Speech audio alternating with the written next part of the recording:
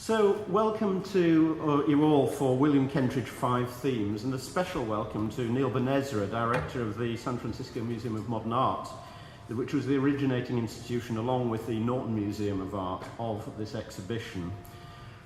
Huge welcome also to distinguished exhibition curator Mark Rosenthal, who's over from the US, and of course our very special guest of honour, William Kentridge. William, we were hugely honoured to have you here in Melbourne for the opening of what's quite a fascinating and extraordinary and stunning retrospective of your career. It was a show awarded Best Exhibition of the Year by the American Art Critics Association during its US run, and it's the largest survey of your work ever presented in Australia. Just a bit of background to this. 5 Themes kicks off a very big year of contemporary art exhibitions at Acmi and follows the launch of our new commission series, Horizons, last year. Through Horizons, we intend to invest in contemporary art practice by commissioning new works from Australian and international artists and filmmakers, both established and newly emerging talent. The programme was launched last year with the world premiere of Sean Gladwell's stereo sequences in this gallery, and later this year we'll present a major exhibition including new commissioned works by renowned South African artist Candice Bright, and that's going to be a treat. Collectively, these exhibitions reaffirm our commitment to supporting new practice and developing new audiences for contemporary art and the moving image. More news on that commission series later in the year. So back to today's event. A little background on William. William Kentridge was born in South Africa in the 1950s and rose to prominence initially as a visual artist and animator, then later for his theatrical and operatic works too.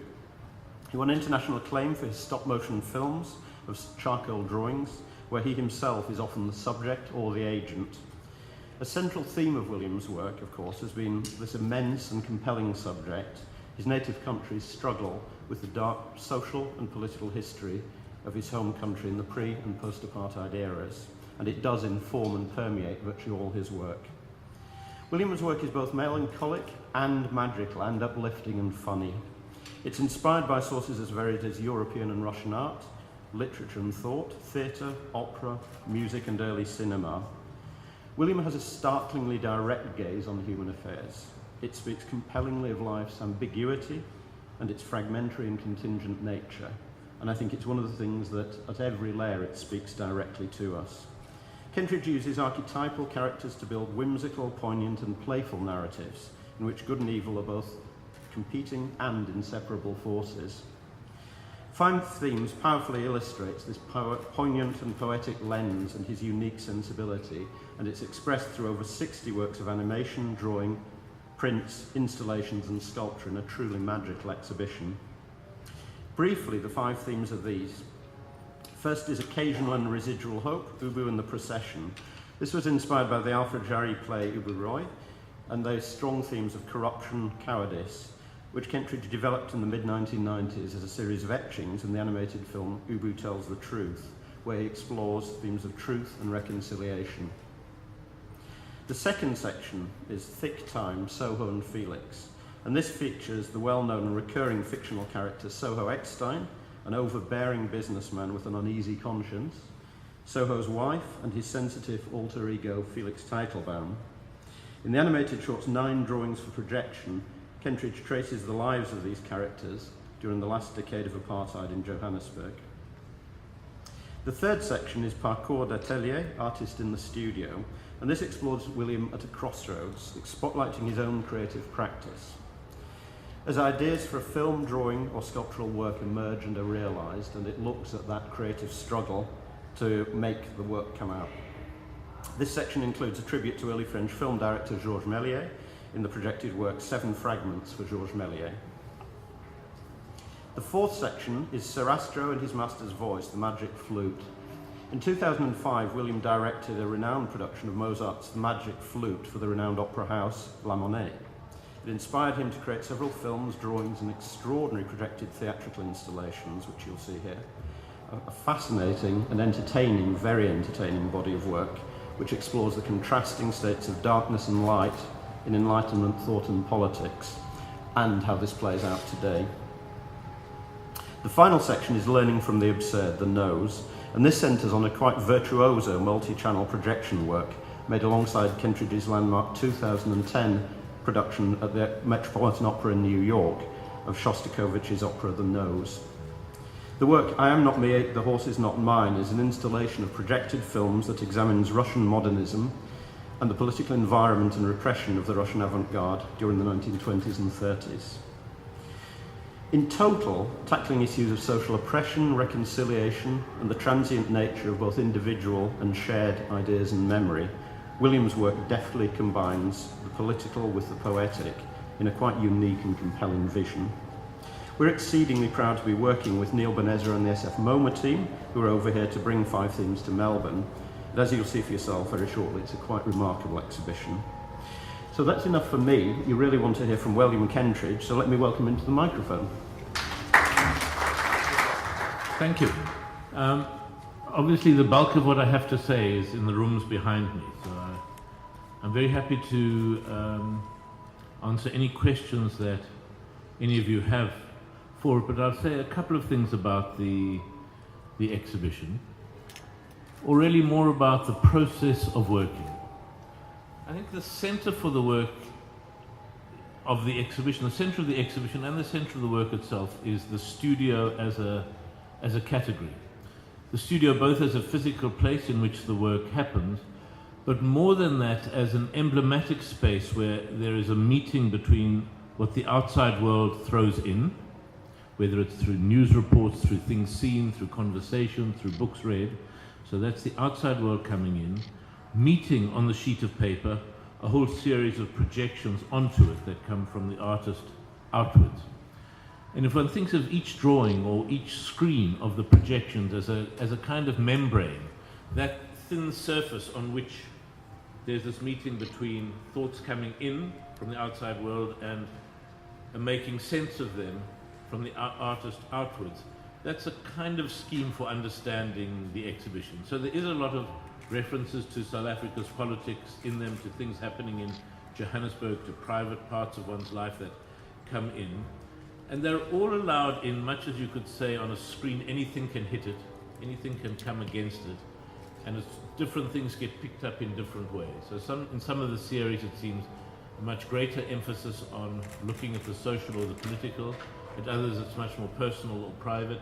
Sometimes it's just a reflection of the studio, of the activity of making the work. But the principle of work is almost always the same.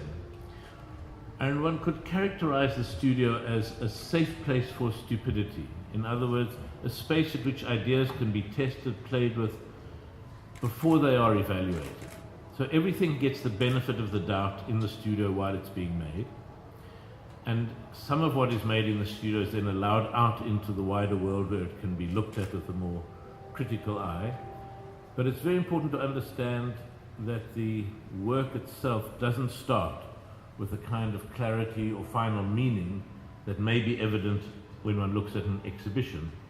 To understand the exhibition as the residue of those pieces which have been allowed out of the studio, those ideas which have kind of found their form through the process of being completed, rather than ideas which were known in advance in the studio and simply carried out here. I think that's enough of a perspective. Tony gave a very clear description of the different sections of the exhibition. I would say an enormous thank you to Tony and all the staff at Acmi. It's I'm very, very happy with the installation here, so if you have problems with the exhibition, you need to blame me and not the museum. To Mark Rosenthal, who has worked with me on the making of the exhibition, the conceiving of it and the structuring of it, both in the years before it started and throughout its long tour. This is the final leg of the tour, which is, I think, its ninth venue. And there's been many collaborators along the way.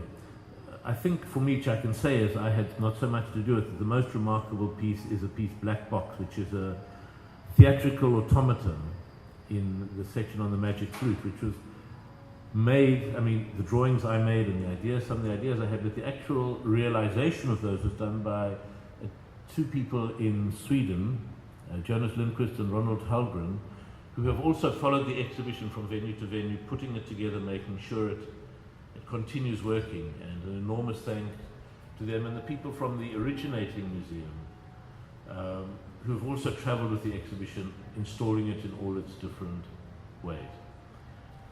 I've had a very happy series of different exhibitions that have happened in Australia over the last 10 years.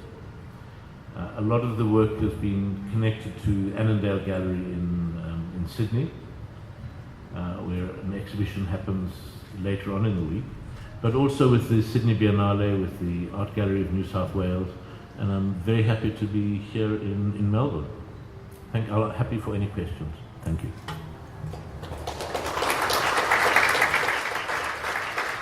Question up there. Yeah. You know, making your stop motion animations, you must have had a process for erasing. Can you talk to us about erasing as a theme in your work?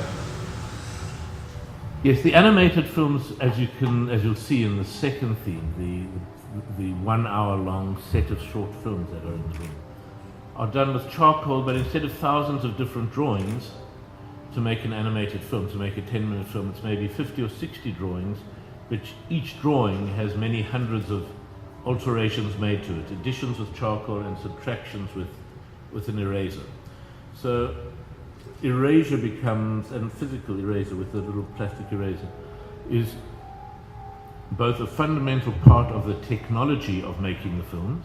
It's not something, it wasn't like an idea saying, I have the theme of erasure, let me bring it into the work. It was saying, I want to make the films, this is how they are made. And through that, erasure and loss of memory and the passage of time and the traces of time arrive as themes following the material. So in a way, the studio comes first. What arrives in the studio sets off itself a series of metaphoric associations, rather than the work being an attempt to pin down metaphors which exist in the beginning.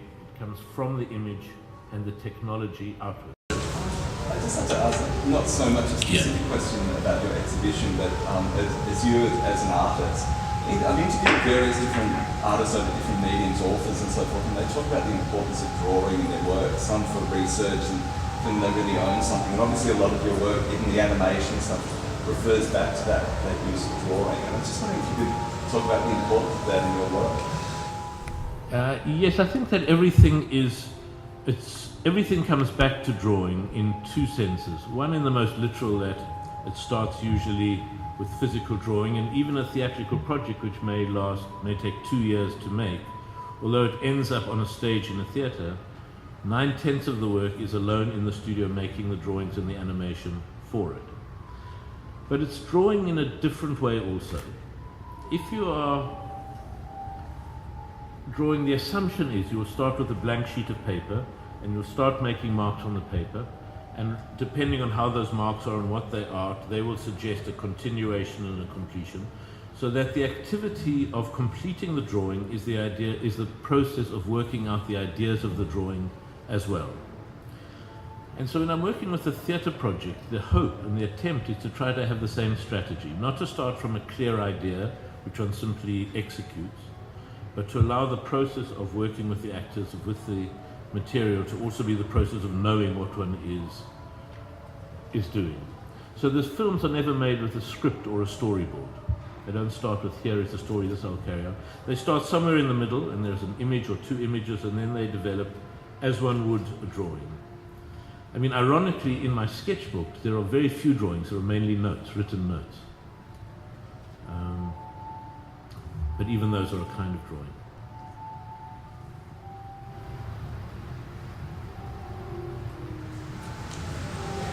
Yes? Just wondering how long it takes you to make one of the Stone Age animations. One of the charcoal, and in terms of real animators, they're seen, a lot of the films are seen as being really slapdash and fast and sloppy, because they only take about 9 months to make each film. Whereas there are some animators that will spend 6 years on a 6-minute film. So it's about, I would say, 6 months to a year to do each of the films. But you understand that while the film is being done, it's also, as it were, a suite of 40 or 50 drawings that happens at the same time. So it's a long time for a 6-minute film, but it's not so long to have an exhibition of drawings. Sure. Just wondering about the use of blue in those animations. The use of blue. The use of blue, which you'll see in some of the films, comes, as I said, it starts from the material of the studio. in an art supply shop in London, I saw this fantastic, huge, fat, pure blue pastel, piece of soft pastel, and and the pink that's also there, bought those fat pastels and brought them to the studio and then had to find a use for them. So they got pressed into service to provide water, to provide a kind of a different annotation on top of the black and white drawings. And obviously then blue carries with it associations of water either as a reviving substance or as a drowning substance. Yes? Yeah, I'm just curious. So this is the 9th venue the exhibition is toured to. I'm wondering, have you toured with it through all of those venues? And do you see that act as a creative act in itself, or are your creativity in hiatus while you tour with the exhibition? No, I mean, when I say tour to it, I'll come for most, not all, I haven't been to every venue. I've been to most venues, in the sense that it's an enormous undertaking to put the exhibition up. And I'm also very curious to see how it changes from venue to venue, and it does change. You know, the work is the same, but the scale of the projections changes, the relation of the drawings to the projections change quite considerably venue to venue. So I'm interested to see that. No, I kind of think all the traveling is fine, but it's not work. It's time away from work, which is in the studio. And in truth, with many exhibitions like this, there's a team that is putting it up and deciding how it should be configured, which I'm part of in an abstract discussion across email, but the actual installation, I kind of arrived at it here, which was fantastic. I'm a very bad installer myself, so I'm always trying to get tips when I see how other people have done it. And so when you refer to the studio, that is one particular place? It's one studio in Johannesburg, the physical studio with all the pinboard and the paper and the charcoal and the ink. Is a very important, all the work happens there. Do you have any advice for aspiring artists?